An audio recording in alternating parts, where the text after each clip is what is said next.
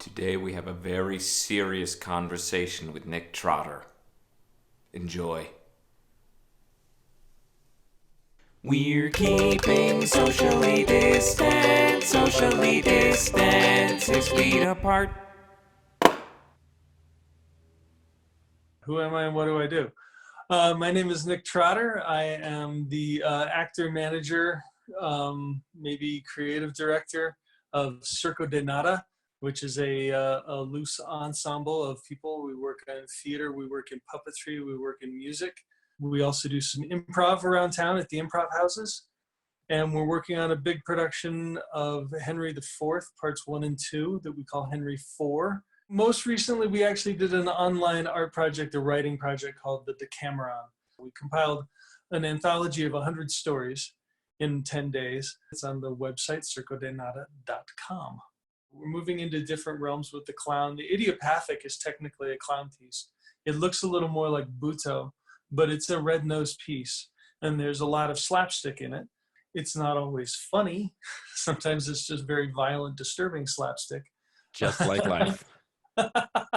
In the 1990s, I was doing some theater in Denver and then in New York, and we were just trying to find ways for us to have fun on stage. Plays where people chase each other around the sofa talking about their emotions and their memories, or their emotions about their memories, or their memories of their emotions, So we just were doing all these shows, and they tended to have red noses in them, or puppets, or masks of some kind. But we were basically untrained in any of that stuff, and then trying to explore something other than the naturalistic world. So I said, you know what? Screw this. I'm going to clown school. And I went to the Del Arte International School of Physical Theater in California, and I ended up in the MFA program there. The core work there is mask. The notion that you can take an inanimate object and put it on your body and make it come alive is the idea. And the red nose is simply the smallest possible mask. So when I moved back to Denver, I started hanging out in the improv community and found that it was much more fun than the so-called legit or the straight theater community. Bovine Metropolis, and then later on at the Voodoo. That's where I really cut my teeth with that particular style. And it's important to point out that improv, the way it's practiced at those schools, is a style of theater. It's it's its own thing. I'm definitely, I think, considered one of the weirdos of the Denver scene, because I do things like put on a red nose sometimes, that I do takes to the audience and break the fourth wall. That's considered very strange.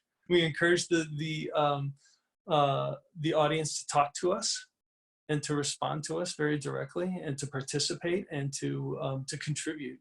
What makes theater different from all other art forms is that it's these people in this room right here, right now. You and me and us. And even if we came back tomorrow and had it all perfectly rehearsed and sat in exactly the same seats and wore the exact same clothes, it would still be a different show. And improv is the form of theater that makes that really explicit. So much of theater in the last 100 years or so has just involved, the audience just sitting back and accepting. The lights didn't get turned off until the 1880s in Wagner. And this notion of that the audience needed to be controlled, it's very much a product of the Industrial Revolution. I think it's interesting when theater creators like you find a way to really engage audiences so that you're helping steer them, because we've lost a bit of that tradition, that theater as communication, theater as community. We have to tell stories. We have to tell our stories to each other. We have to communicate our experience. We have to reflect the world for each other. I think we have the opportunity to bring art into everything that we do, but for me, good art must either touch the center of the universe, so access some universal truth, or it needs to be incredibly entertaining.